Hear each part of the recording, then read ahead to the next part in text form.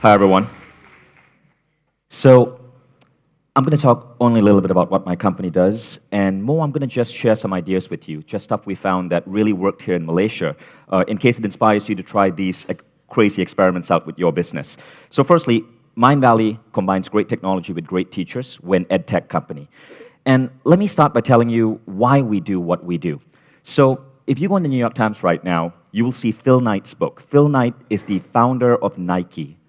And anyone read this book? It's an incredible biography about how this guy started one of the world's greatest brands. But what's interesting about Phil Knight's story is that in the 1960s, when Phil Knight started Nike, no one wore those kind of shoes, right? So if you were jogging on a street in the 1960s, people would turn to you and go, "Who are you running from?" No one actually jogged. The whole fitness craze that is sweeping the world right now did not exist. But he founded Nike at that right time, just when that trend was about to explode. In fact, some might say that he made that trend explode. Now, there's a story here. If you go down, if this is the New York Times business bestsellers list this morning. If you go down just 2 steps before Phil Knight's book is Mindvalley's book. We're excited to say that the book I wrote just became the most successful book ever written by a Malaysian. It's on the New York Times business list right now. And I want to tell you my story because it's also about seeing a trend which I think is about to explode. Now, in my case, that trend is a human obsession with personal growth and self-improvement.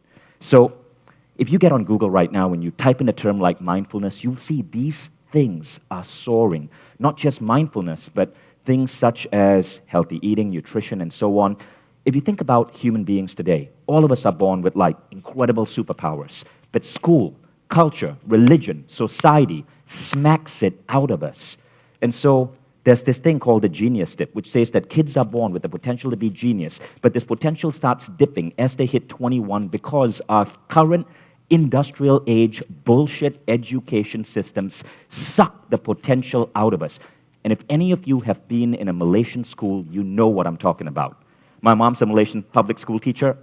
I was in a Malaysian school. Fortunately, I left as fast as I could at the age of 13 and went to a private British school. Not much better, but still, education today sucks. And that's what Mindvalley is about. We believe that this new trend that's about to emerge, and it's not about learning from the time you are 4 to 21 and then stopping and never picking up another book again. It's about continuous learning. It's about learning as a goal in itself. And as the world is changing, as robots and algorithms replace much of the work that we do in the world today, what I believe we're going to see is that in the next 10 to 20 years, people are going to be working 35, then 30, then 20 hours a week. And what are we going to be doing in that spare time? It's not just entertainment and MTV. It's going to be cultivating the human spirit, the human mind, learning how to eat well, learning how to be better in terms of our relationships, learning how to take care of our bodies so we can age gracefully as we hit our 100-year lifespans. It's learning how to unlock new potential in our mind. That is the trend. That is the new jogging. That is what Mindvalley is trying to do. We're looking to be at the cusp of this trend. Now, I got involved in this because in 2002, I was trying to start a business in Silicon Valley, and I sucked as an entrepreneur. My first business failed. My second business failed. I borrowed 30 grand from my dad, blew it all. And so the only job I could get was a dialing for dollars job that I found on Craigslist. Basically, you had to pick up the phone and call lawyers and sell them on using this company's technology. And if you didn't close a sale, you did not get paid. So I was bored. I was depressed. I decided to get on Google and try to find a way out of this misery. Can't remember what I typed in. Maybe it was how to succeed. Maybe it was why does life suck so bad? But I found a class on mindfulness, on meditation. I took that class, and in 1 week, I doubled my sales. I thought, this is kind of interesting. I didn't learn this in business school. So I started exploring more. I started learning more about the human mind, more about these abilities that we have that education doesn't really talk about. And in 4 months, I was able to get promoted 3 times. I was a 26-year-old Malaysian kid with a funny accent who was soon director of sales for this American company with 100+ employees. I continued fine-tuning my mind. I put myself through all sorts of like crazy experiments with biohacking, with meditation, hooking up my brain to machines, and learning how to unlock these skills. Soon, I was simultaneously running 2 jobs at the same time within this company. And after 18 months of doing that, I'm like, there must be something more I can do. And so I thought, if I could start a company I want to get this stuff out to the world because this stuff could help so many people. I want to get this form of education out. And that's how Mindvalley was born. And so that's where we are today. Now, it's been a long journey. I've been experimenting with this for about 12 years now. I lost my US visa, had to come back to Malaysia. That's why I'm now a Malaysian entrepreneur. Mindvalley's goal is to touch 1 billion lives. It's to make an impact on 1 billion students. And we do this primarily, we have many different ventures, but primarily our biggest thing is a website called mindvalleyacademy.com. We have 2 million students on that website. And basically, we sign up many of the world's greatest teachers. They come, you can take a free class with them, and if you like the free class, you sign up for a full-on course. These courses cost in the thousands of ringgits, and everything is done with the most incredible quality and care and customer support. And that's really what we do. Now, I won't go much into that because you've heard so many different business models, and you're probably bored by that. Instead, let me share 5 unique things I discovered about how you could run a business that I found really fulfilling and could help us successful. So feel free to pluck these out and borrow any of these you want. The first thing is the power of culture. When I moved back to Malaysia, Malaysia was going through brain drain. My friends told me, why the hell did you come back? There is nothing here. There's no talent in Malaysia. Now, back then, it was 2005. That may have been true back then. One of the things to fix that is I decided, rather unrealistically, that what I was going to try to do is create the world's greatest workplace right here in Kuala Lumpur. And I said, look, if there's no talent here, who says I can't get talent from all around the world to come to Malaysia? So Mindvalley started following and working obsessively with innovating on culture. We began experimenting with all sorts of things from new office space design to different types of compensation models to identifying what made millennials think, what attracted millennials. And we got so good at it that today, we have people from all around the world taking part in YouTube video cover letter competitions to get a job at Mindvalley. So we recruit the best people. People put up, no, we don't even take resumes anymore. If we ask for resumes, we get 2,000 resumes. Instead, people create short documentary films to relate to get to people of accepted. all different This walks is of one life. example. Speaking right? of being able to relate, I'm fluent in Spanish. Soy colombiana y cubana. Through my PR and social media experience, I've been able to successfully launch products, help position brands, So as you can see, we raise stole brand her from awareness, Nike. get major media And she now placements, runs one and of drive Mindvalley's sales. top products. Aside from my corporate Now, because of this, we've been able to build a team here that now come from 40 different countries. Mindvalley now employs people from 40 different countries here in Bangsa. So this whole idea that you only need to recruit people from your own local area, absolute rubbish. With the right structure, with the right talent marketing, you can get incredible talent here in Malaysia. And here's a quick example. This is our customer support team in Malaysia. Many people have customer support teams in developing countries. That is our team in Malaysia. They get a regular Malaysian salary, but what's cool about that team is our customer support team has 15 people from 15 different countries. It's that diverse. And this team just won a Nice Reply Award for top 10 customer support team in the world, #1 in Asia, because of how our customers rate them. When you get great people, you're able to give great service to your customers, create great products. #2, bootstrapping. I started this company for 2,000 ringgit in a Starbucks. Last year, we crossed the 100 million ringgit mark in revenue, 100 million ringgit, and that was before taking a single investor, before taking any VC money. So we didn't have our hands locked in any way. We just reinvested everything. And this is just some pictures of growth. That is our office of maybe about 7 years ago in Cheras, complete messy place. You might recognize that guy there. He's Kylie Ng. He was one of our first employees. That's our office today. This is our auditorium where we had our company meetings. Today, we own our own auditorium in Bangsa, which we even give out rent-free to local entrepreneurship groups. Many of you have perhaps attended events there at the Hall of Awesomeness. All of this through bootstrapping. Now, the third idea is something Patrick said I should really share on stage. We are an American company. We just happen to be based in Malaysia. All our revenue is in US dollars. We have practically 0.01% of our clientele in Malaysia. Our clientele is 70% North American.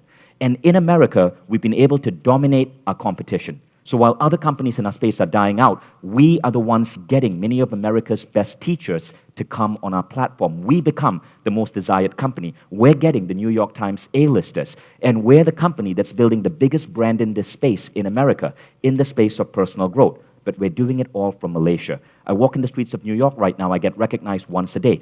No one in America realizes that Mindvalley's entire operation is here in Malaysia.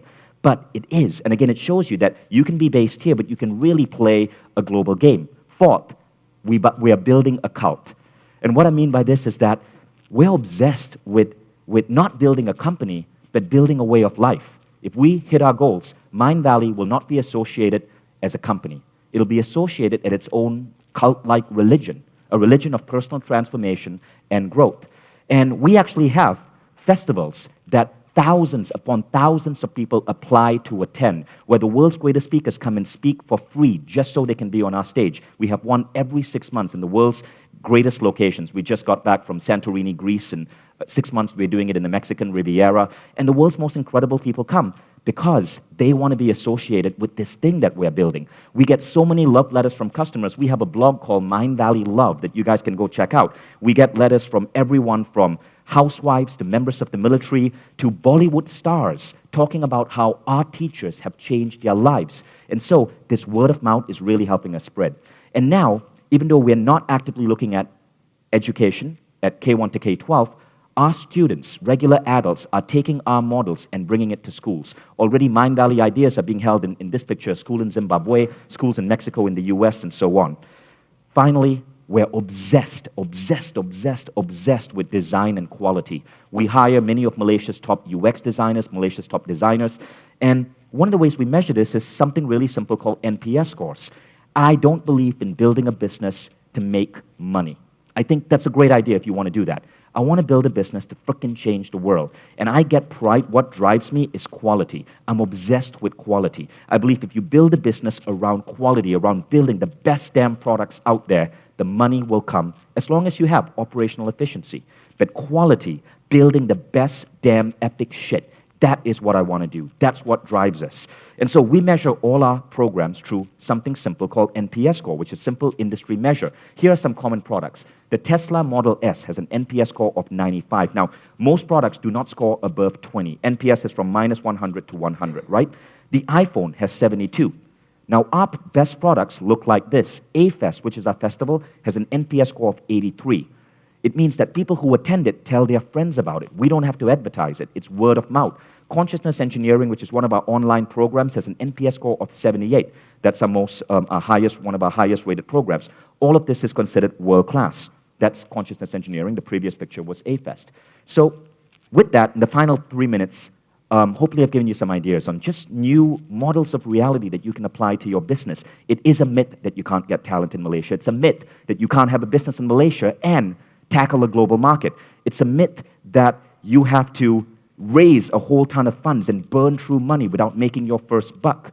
It's a bullshit idea to start a business just so you can make money. That's the difference between a business person and an entrepreneur. It's about creating epic stuff that can change the world. Now, this is where Mindvalley is going. When I started this company, it wasn't just about mindfulness. I wanted to figure out how can I make a dent in the universe? How could I do something that could really change the world? And I love this quote by Mandela. Education is the most powerful weapon you can use to change the world. So I thought education, that's it. It's broken, especially in my home country of Malaysia. That's where we want to play.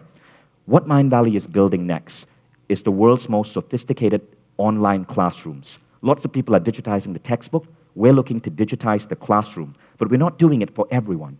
We're not doing a Udemy play here. We're doing it only for the world's best teachers.